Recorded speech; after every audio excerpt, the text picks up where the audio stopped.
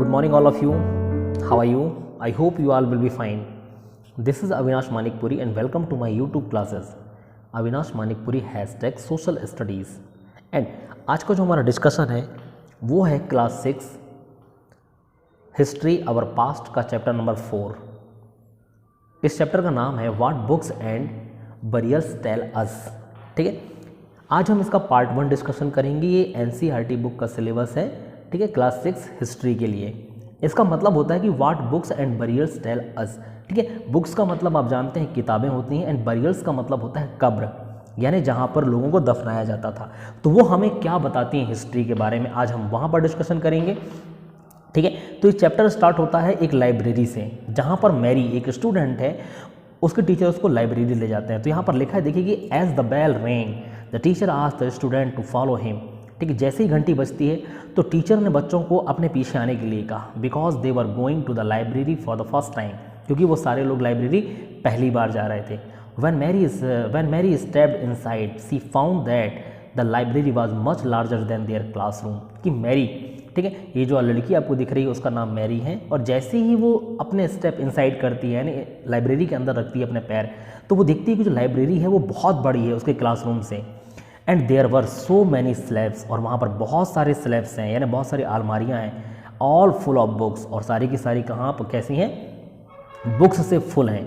In one corner was cupboard filled the large old volumes. ठीक है, cupboard का मतलब भी यहाँ पर अलमारी से ही है, कि कॉर्नर में एक अलमारी रखी हुई है जो कि पुरानी बुक्स से, ठीक है, भरी हुई है. Seeing her trying to open the cupboard, तो वो देखती है और उसको खोलने की कोशिश करती है. The teacher said that cupboard has very special book on different religion. तो टीचर बोलते हैं कि इस कपबोर्ड में बहुत पुरानी बुक्स हैं, स्पेशल बुक्स हैं और रिलीजियस बुक हैं. ठीक है, डिफरेंट टाइप के रिलीजन से जो रिलेटेड बुक्स हैं वो इस स्लैब्स में रखी हुई हैं. Did you know that we have a set of the Vedas. ठीक है, क्या आपको पता है कि हमारे पास वेदों का एक सेट है. ठीक है, व्हाट आर द वेदास, कि वेद क्या होते हैं. Mary wondered, let us find out. ठीक है, मैरी को थोड़ा सा आश्चर्य होता है, अब देखते हैं उसके बारे में फाइंड करते हैं. ठीक है, one of the oldest book in the world, कि वर्ल्ड की सबसे पुरानी किताबों में से एक, वो कौन सी है उसके बारे में यहाँ नीचे लिखा है कि you may have heard about the Vedas. ठीक है, कि आपने ज़रूर वेदों के बारे में सुना होगा. ठीक है, देयर आर 4 ऑफ देम, कि 4 प्रकार के भी जो वेद होते हैं उनके नाम यहाँ पर मेंशन किए गए हैं. The Rigveda, Samaveda, Yajurveda and Atharvaveda.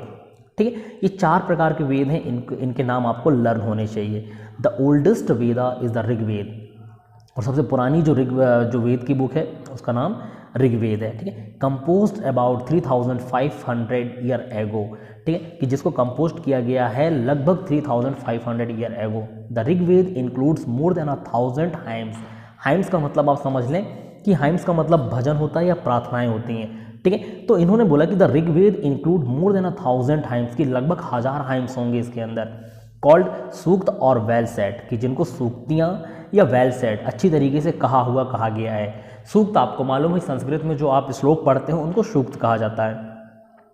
These hymns are in praise of various god and goddess, की इन हाइम्स में बहुत सारे गॉड्स और अलग अलग गॉड और भगवानों की क्या है प्रार्थनाएं लिखी गई हैं. 3 गॉड्स आर स्पेशली इंपॉर्टेंट, और 3 गॉड्स को स्पेशली ज़्यादा इंपॉर्टेंट दिया गया है. अग्नि, द गॉड ऑफ फायर, यानी अग्नि जो कि अग्नि आग के देवता हैं. गॉड ऑफ फायर यानी भगवान हैं आग के. Indra, a warrior god, and Soma, a plant from which a special drink was prepared. तो इंद्र को वॉरियर्स का गॉड कहा गया है. एंड सोम एक प्लांट है जिससे एक स्पेशल ड्रिंक तैयार की जाती है. These hymns were composed bye sex या ऋषिस. ठीक है, ये जो हाइम्स हैं ये ऋषियों के द्वारा कंपोज किए गए हैं. Priest taught student to recite and memorise each syllable, word and sentence.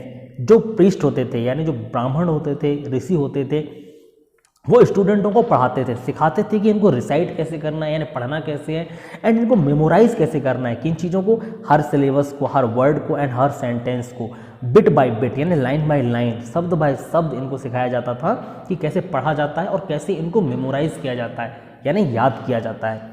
इसके बाद नेक्स्ट यहाँ पर लिखा है with great care most of the hymns were composed, taught and learn by man, कि इनमें से जो बहुत सारे हाइम्स हैं वो मैन यानी पुरुषों के द्वारा लिखे गए हैं और उनको पुरुषों के द्वारा ही पढ़ाया जाता था।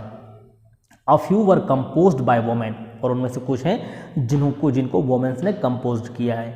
The Rigveda is in old और वैदिक संस्कृत। जो ऋग्वेद है वो ओल्ड और वैदिक संस्कृत, इसका मतलब समझिए कि ओल्ड और वैदिक संस्कृत क्यों लिखा गया है यहाँ पर कि which is different from the Sanskrit you learn in school these days. ठीक है, कि जो आप स्कूल के डेज में संस्कृत पढ़ते हैं उस संस्कृत से अलग संस्कृत जो है वो ऋग्वेद में लिखी गई थी, इसलिए यहाँ पर लिखा है कि ओल्ड और वैदिक संस्कृत, उनको वैदिक संस्कृत कहा जाता था। नेक्स्ट पेज पर आएंगे तो मैं थोड़ी देर से इसको बताता हूँ संस्कृत एंड अदर लैंग्वेजेस के बारे में। सबसे पहले मैं ये पैराग्राफ खत्म कर दूँ जहाँ पर लिखा हुआ है कि the books were used are written and printed. ठीक है, जो आज हम बुक यूज़ करते हैं वो रिटन भी होती हैं, प्रिंटेड भी होती हैं, यानी किसी के द्वारा लिखी जाती हैं, प्रिंट होती हैं, तो हम उसको आसानी से पढ़ लेते हैं। लेकिन यहाँ लिखा है कि the Rigveda was recite and heard rather than read. ठीक है, जो ऋग्वेद जो है वो रिसाइट किया जाता था, ठीक है, और साथ में हियर्ड यानी सुना जाता था, उसको पढ़ा नहीं जाता था। It was written down several centuries after it was first compose. ठीक है, कि इनके रचना के कई सौ सालों के बाद इनको लिखा गया है, कंपोज किया गया है। And printed less than 200 year ago, और इसका जो प्रिंटेड वर्जन आया है वो आज से लगभग 200 ईयर एगो ही आया है। अब मैं ऊपर वाले पैराग्राफ पर आता हूँ जहाँ पर लिखा हुआ है संस्कृत एंड अदर लैंग्वेजेस। आप देखेंगे ध्यान से इसको, संस्कृत एंड अदर लैंग्वेजेस में क्या लिखा है। Sanskrit is part of a family of language known as Indo European, कि संस्कृत जो है वो इंडो यूरोपियन लैंग्वेज की एक फैमिली के रूप में जाना जाता है। Some Indian language such as Asamiya, Gujarati, Hindi, Kashmiri and Sindhi, Asian language such as Persian and many European languages such as English, French, German, Greek, Italian and Spanish belong to this family। और इस फैमिली से बहुत सारी लैंग्वेजेस बिलोंग करती हैं, जैसे Asamiya, Gujarati, Hindi, Kashmiri, Sindhi, Asian language, Persian, many European language जैसे English, French, German, Greek, Italian, Spanish, यानी बहुत सारी लैंग्वेजेस जो हैं इसी फैमिली से हैं। ठीक है, तो यहाँ पर देखेंगे लिखा है कि they are called a family because they originally had word in common. ठीक है, कि ये जो वर्ड्स हैं, ठीक है, ये जो इनको फैमिली क्यों कहा जाता है, क्योंकि जो इनका ओरिजिन हुआ है कि originally had word in common, कि इनका जो हैड वर्ड होता था वो कॉमन होता था। कैसे, जैसे यहाँ लिखा है कि टेक द वर्ड्स, जैसे टेक द वर्ड्स यहाँ पर लिखा है मात्र। मात्र का मतलब मात्र संस्कृत में कहा जाता है, हिंदी में इसको माँ कहा जाता है एंड इंग्लिश में मदर कहा जाता है। पर्टिकुलरली स्पेशली यहाँ पर एक ही वर्ड को 3 अलग अलग लैंग्वेजेस में आपको बताया गया है कि मात्र संस्कृत, माँ हिंदी एंड मदर इंग्लिश, इस वजह से एक ही फैमिली के हुए। Do you notice any similarities, कि आपने कोई सिमिलरिटीज़ नोटिस की है क्या इस पर? तो लिखा कि other languages used in the subcontinent belong to different families. इस महाद्वीप में जो अदर लैंग्वेजेस यूज़ की जाती हैं, ठीक है, उनके बारे में लिखा है कि वो अलग अलग फैमिली से बिलोंग करते हैं। जैसे for instance those used in the north east belong to the Tibeto Burma family. ठीक है, कि जो नॉर्थ ईस्ट में जो लैंग्वेज यूज़ की जाती है वो तिब्बत बर्मा की फैमिली से है। Tamil, Telugu, Kannada and Malayalam belong to the Dravidian family and the language spoken in Jharkhand and part of central India belong to the Austro Asiatic family. तो ये नाम बस आप याद रख लें कि कहाँ कहाँ पर बोली जाने वाली लैंग्वेज जो हैं वो किस किस फैमिली से बिलोंग करती हैं। ठीक है, क्वेश्चन में ये आ सकता है। फिर लिखा है कि list the languages you have heard about and try and identify the families to which they belong, कि ऐसे लैंग्वेजेस की आप लिस्ट बनाई जो आप सुनते हैं और ये आइडेंटिफाई कीजिए कि किस फैमिली से बिलोंग करती होंगी। फिर नेक्स्ट है how historians study the Rigveda, की जो हिस्टोरियन है, इतिहासकार हैं, वो ऋग्वेद की स्टडी कैसे करते हैं। तो इसके बारे में लिखा कि historian like archaeologist find out about the past but in addition to material remain they examine written source as well. Let us see how the study the Rigveda. तो हिस्टोरियन को यहाँ पर लाइक आर्कियोलॉजिस्ट बताया हुआ है। ठीक है, आर्कियोलॉजिस्ट का मतलब क्या होता है? पुरातत्ववेत्ता बोलते हैं, कि जो इतिहास की स्टडी कैसे करते थे, पुरानी मिली हुई चीज़ों से, खुदाई से जो चीज़ें मिलती हैं उनसे जो स्टडी करते हैं उनको आर्कियोलॉजिस्ट कहा जाता है। ठीक है, तो इसी तरीके से हिस्टोरियन भी है जो पुराने मटेरियल से, ठीक है, बेसिकली वो जो रिटर्न रिसोर्सेज होते हैं, सोर्सेज होते हैं, उनसे हिस्ट्री लिखने की कोशिश करते हैं।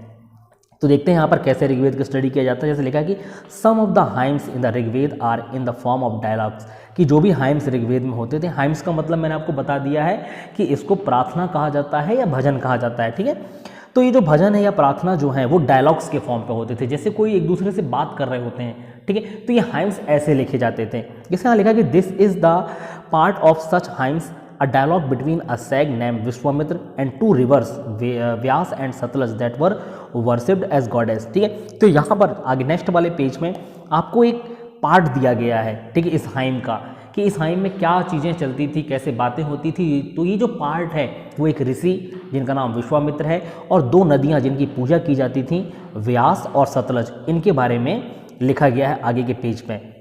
ये जो दिख रहा है आपको विश्वामित्र एंड द रिवर्स, ठीक है। तो यही है ऋग्वेद का एक अंश, ऋग्वेद का एक पार्ट है जहाँ पर आपको समझाने के लिए बताया गया कि क्या क्या बातें होती हैं। इससे पहले आप ऊपर ये डायग्राम आपको दिख रहा है, ठीक है, ये एक मैन्युस्क्रिप्ट है जो कि ऋग्वेद का है। तो यहाँ लिखा है कि a page from manuscript of the Rigveda, कि ऋग्वेद का एक पेज है। This manuscript of the Rigveda on birch bark, birch bark का मतलब होता है बुर्ज, बुर्ज एक पेड़ होता है, इसकी छाल पर लिखा गया है ये, ठीक है। Was found in Kashmir about 150 year एगो, कि ये कश्मीर में फाउंड किया गया था लगभग 150 year ago. It was use to prepare one of the earliest printed text of the Rigveda, ठीक है, कि ये एक ऋग्वेद की ईयरलीस्ट जो लिखी हुई टेक्स्ट है वो लोगों को मिली थी, as well as in English, और बाद में इसका इंग्लिश में भी ट्रांसलेशन किया गया।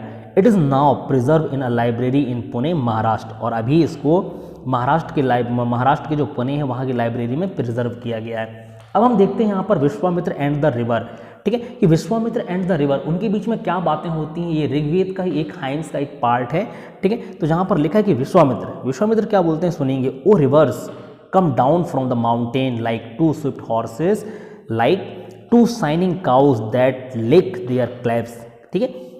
लिक का मतलब होता है चाटना और क्लेव्स का मतलब होता है जो छोटे छोटे बच्चे होते हैं, ठीक है। ये जो क्लेव्स है इसका मतलब होता है उनके छोटे छोटे बच्चे, और लिक का मतलब होता है कि जो गाय देखना अपने बच्चों को प्यार से अपनी जीभ से चाटते हैं तो उसको क्या बोलते हैं, लिक देयर क्लेव्स कहा गया है, ठीक है। तो विश्वामित्र क्या बोल रहे हैं यहाँ पर कि O rivers come down from the mountain like two swift horses, की वो रिवर्स से बोलते हैं कि आप माउंटेन से नीचे आइए, जैसे दो घोड़े दौड़ते हुए आ रहे हैं। लाइक इन्होंने बोला कि काउस जो अपने बच्चों को जिस तरीके से प्यार करते हैं उस तरीके से आप नीचे आ जाइए। फिर लिखा है कि you move like chariots to the sea, chariots का मतलब होता है रथ। तो उन्होंने बोला कि इस तरीके से तुम मूव कर रही हो जैसे रथ जो है वो समुद्र की तरफ जा रहा है, ठीक है। Through the power of Indra, की इंद्र ने जैसे तुमको शक्तियाँ दी हैं।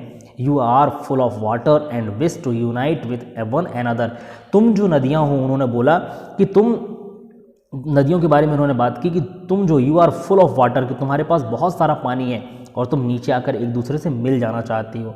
तो रिवर्स यहाँ पर क्या कहते हैं देखेंगे, रिवर्स की लाइन लिखी है कि we who are full of water move along the path the god have made for us, ठीक है। तो इन्होंने क्या बोला कि हमारे पास जो फुल ऑफ वाटर है, ठीक है, कि हम कहाँ पर मूव कर रहे हैं, बोला इन्होंने move along the path the God have made for us, कि हम उस रास्ते पर चल रहे हैं जो भगवान ने हमारे लिए बनाया है।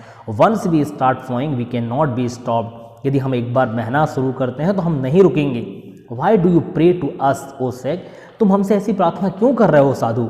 तो विश्वामित्र जी फिर कहते हैं आगे, ये लाइन देखेंगे कि O sister please listen to me, the singer who has come from a distance with his chariots and carts, ठीक है। तो वो नदियों को बहनों से संबोधित करता है। वो बोलते हैं, विश्वामित्र जी बोलते हैं, ओ सिस्टर्स, ओ बहनें, ठीक है, प्लीज़ मेरी प्रार्थना सुनो। मैं एक सिंगर हूँ जो कि बहुत दूर से आया हूँ अपने रथ और अपने घोड़ों, अपने गाड़ियों में, ठीक है। कार्ट्स का मतलब बैलगाड़ियाँ होता है। Let your waters not rise above our axles so that we can cross easily, ठीक है। ये एक्सल वर्ड जो उनके रथ थे, उनके चाक को एक्सल कहा जाता है। तो वो नदियों से प्रार्थना करते हैं कि अपने वाटर को राइज मत करो ज़्यादा, ताकि हमारे एक्सल जो है वो पानी पर आ जाएं और हम क्रॉस ना कर सकें, ठीक है।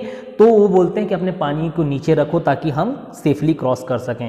देन रिवर क्या कहती हैं सुनिए, कि we will listen to your prayers so that you can cross safety, ठीक, सेफली। बोलती हैं कि हमने आपकी प्रार्थना सुन ली, हम अपना पानी ऊपर नहीं करेंगे, आप सेफली क्रॉस हो जाइए। देन हिस्टोरियंस क्या बोलते हैं देखेंगे यहाँ पर, कि historian points out that this hymns was composed in the area where these rivers flow.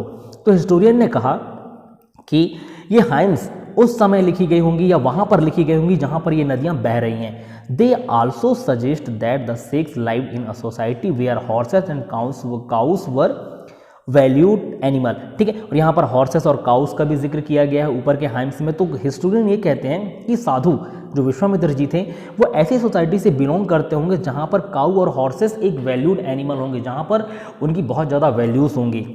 That is why the river are compare to horses and cows, और इसीलिए रिवर को हॉर्सेस और काउस से कंपेयर किया गया है। फिर नीचे लिखा है कि do you think chariots were also important, क्या आपको लगता है कि जो रथ है वो इतना भी इंपॉर्टेंट था? Give reason for your answer, आपके आंसर का रीजन दीजिए। रीड द वर्सेस, ये जो लाइनें लिखी हैं ऊपर उनको फिर से पढ़ने के लिए कहा जा रहा है। And find out what are the modes of transport that are mentioned, कि किस किस प्रकार के ट्रांसपोर्ट यानी कहाँ कहाँ से कैसे ट्रांसपोर्ट किया जाता था, किन साधनों का यूज़ करके ट्रांसपोर्ट किया जा रहा है, ठीक है। यानी व्यक्ति इधर से उधर जाने के लिए, एक जगह से दूसरी जगह जाने के लिए किन साधनों का यूज़ कर रहा है, ठीक है, उनके बारे में आपसे बोला जा रहा है कि उनकी आप लिस्टिंग कीजिए। Other rivers, especially the Indus and its other tributaries and the Saraswati are also named in the hymns, ठीक है। इंडस और उसकी जो सहायक नदियां हैं और सरस्वती है, इनका नाम भी हाइम्स में मेंशन किया गया है। And the Ganga and Yamuna named only once, और गंगा और यमुना नदी का जो नाम है वो सिर्फ एक बार ही मेंशन किया गया है। अब लिखा कि लुक एट मैप 1 पेज 2, कि मैंने पहले जो आपको पढ़ाया था मैप 1 के बारे में जो कि आपके बुक के पेज नंबर 2 पर है, ठीक है। एंड लिस्ट 5 रिवर, और वहाँ पर इन्होंने बोला कि 5 रिवर को आप लिस्टिंग कीजिए that are not mentioned in the Rigveda, कि जो ऋग्वेद में मेंशन नहीं है। वीडियो काफ़ी लंबी हो जाएगी, इसलिए आज का टॉपिक मैं यहीं पर क्लोज करता हूँ, ठीक है। नेक्स्ट पार्ट में जो मैं पढ़ाऊँगा आपको वो होगा कैटल, हॉर्सेस एंड चैरियोट्स, ठीक है। फिर इसके बाद हम यहाँ पर देखेंगे वर्ड टू डिस्क्राइब पीपल। तो आज के लिए बस इतना ही। Thank you so much and thanks for watching this video.